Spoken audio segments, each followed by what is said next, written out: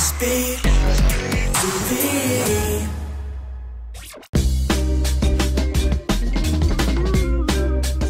Hey, this is Julia Hardy here for SBTV Games and Gadgets with Gadgets Boy, of course, aka Tommy, who is our resident gadgets expert. We thought we would bring together the definitive smartphone guide because you know what? It's quite a tough decision to make which one you're going to do, and depending really on what kind of things you're into, we thought we'd put together our little guide of which ones you should get. Definitely. So first up, we've got the Sony Xperia Z, we've got the HTC One, we've got the Nokia Lumia 925, and we've got the Samsung S4 Mini, and of course we have to compare it to the iPhone 5. First of all, let's start with the largest out of the lot, the Sony Xperia Z. Without boring you with all the technical specifications which are widely available on the internet, this is a great device for all-round active person. So maybe you like to go clubbing, you might be prone to dropping your phone down the toilet. That's a common problem. Yeah, or you're very clumsy. So this is water resistant as well as dust proof as well. It's got various flaps going around it just to protect the phone from dust and water and whatnot. So especially in this country when it rains in the winter, a phone like this would be definitely useful for that. So you got different flaps like that all around the device. So it's also got a great camera, great screen quality, 1080p HD screen. Great for gaming as well if you do like to game.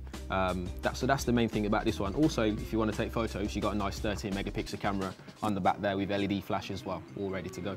So that's pretty cool. And what is it like for apps?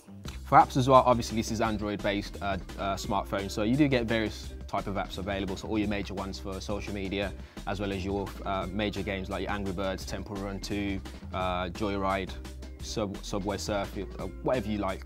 Various games available. I mean, you know, that Android App Store is kind of getting better and better. I mean, obviously, you know, the Apple one is way ahead in terms of just the sheer quantity of apps that are out there, but not necessarily quality, because let's face it, there is an awful lot of rubbish. Brilliant. All right, well, let's move on to, this is the beast.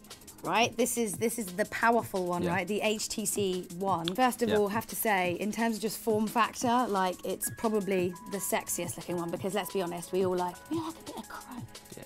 So this is a full metal body. So if you're looking for a device that looks good, all-round device, good sound quality, good camera, good screen quality for display.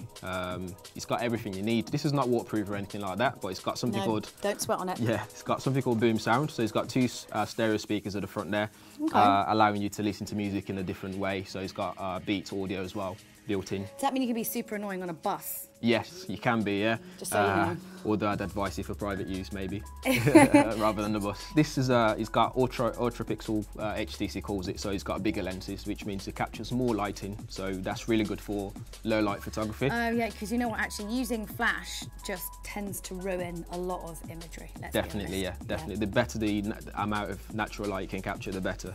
So I mean, this just even, like the colours are really punchy on the screen, like the screen itself is really, really big. I would enjoy looking at that, I think, because look at that, the blacks and the crispness on that is wonderful. One last thing, you can also use it as a remote control for your TV at home. It's got IR blaster just there, which also doubles up as a power button. Next up, we've got the Nokia Lumia 925. So this is kind of nice again. It's got like, still felt nice. It's not chrome, but it's got a nice touch to it, I have to say. It's quite square, a little bit shorter and smaller than the Xperia Z and, of course, the HTC One. But again, you were showing us earlier, actually. Can you pull up some of those photos we were looking at? Because actually, the camera on this is pretty spectacular. Some of those photos you had looked unbelievable. So the great thing about the Lumia 925 is, for example, the camera quality. So without a doubt, this is probably the best, in my opinion, the best camera phone out. That's the detail there is really quite... It even looks good if you zoom in, so it still doesn't lose too much detail.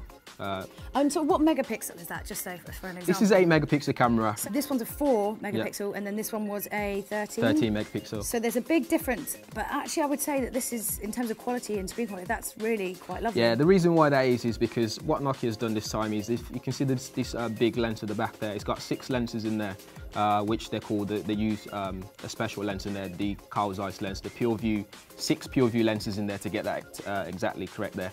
Which means it captures more light, it captures more detail compared to your standard phones out there with just normal amount lenses. Of maybe about 4 lenses in there. Because we were talking earlier, because actually the N95, the very, very old Nokia, I remember having actually was, I think, one of the first ones to have one of these lenses, these Carl Zeiss lenses. Carl Zeiss lens is known for really good quality imagery. So if you're taking photos, Nokia, this is my favourite for taking photos, definitely. So next up we have the Galaxy S4 Mini, which we've got a normal S4 here as a comparison in terms of size. So other than obviously the size difference, there's quite a big difference in price as well, I believe. Yeah, you're looking at least £100 difference between the both. Which is a lot. Difference, yeah, so which is a lot, but you do get that sort of price difference in terms of specs as well. So they didn't just slice the price that way for the sake of it. So what's the biggest difference? I mean, apart from the size, what is the difference between the two? So you're looking at things like your camera quality. This is 13 megapixel, that one's only 8 megapixel, I believe, which is still good. The screen quality is slightly different as well. And what you also find is that some of the software features might be lacking in that one compared to this. But it's still near enough the same thing. The thing you notice as well is the screen quality won't be noticeable on that such because it's squashed in such a small size screen compared to this one. But if obviously you're taking your pictures and then putting them onto like your screen on your computer at home, you would notice the difference there. You'd be fine, yeah. As long as you're not printing them, you won't. Between 8 megapixel and 13 megapixel, there's not much of a difference in terms of putting them into what everyone normally do out there, like your Facebook, Instagram and that kind of stuff. So you still be okay doing that.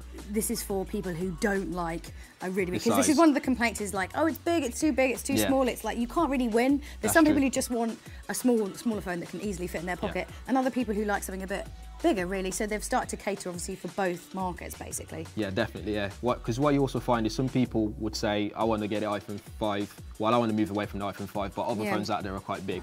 So you can see they're size comparison is nearly the same on the iPhone 5. Yeah. So we see that there. And I'd class that as a sort of budget Android device, smartphone device out there, besides the Google Nexus 4. So this is newer than the Google Nexus 4, and you get slightly better screen and slightly better camera as well on this one compared to the Nexus 4.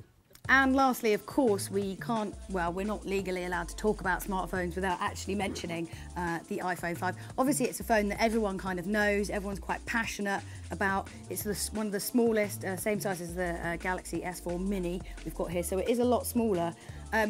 What is the biggest difference between this iPhone 5 and some of these other smartphones, would you say? So this is all around a good phone, so it's got everything. Camera, apps, good screen size, front-facing camera, your gameplay, watching movies on the go, is all there. So if you just want to take it easy and just want something really easy to pick up, this is one to go for. Yeah. Decent size for gaming, easy to hold with both hands. You can easily reach the buttons as well at the top just by pressing like that, so really good. I think it's also as well because now we're sort of a few generations down the line, you can actually pick up some of the older models a lot cheaper. So in terms of like if you wanted like a budget smartphone, you could just go back like a generation or two. Yeah. And like obviously there is quite a bit of a leap between kind of like the 3 and the 4, but maybe like between the 4 and the 5 is not so much. I mean there is, but not so much that perhaps you'd really notice the average user wouldn't maybe tell the difference. What Apple does very well is when they release a new software, they always make it available for most of their previous devices. So if you went out and got an iPhone 4S and iOS 7 comes out, you still be able to get that on your iPhone 4S as well as the iPhone 4 as far as we know for now. But if you've got an iPhone 4S, it might not be a good upgrade from the 4S to the iPhone 5 because the difference is not massively noticeable. But if you've got an iPhone 4, it's a good upgrade to go from 4 to the 5. So that's one good thing about that. In our next video, we'll give you the rundown on how to pick the best phone to suit your passions or simply who you are. Whether you're a dedicated gamer, photographer, sports fanatic to just downright clumsy, stuck on a budget, or you just want to show off with the fastest phones money can buy, we're going to help you decide. Click on subscribe so you don't miss out.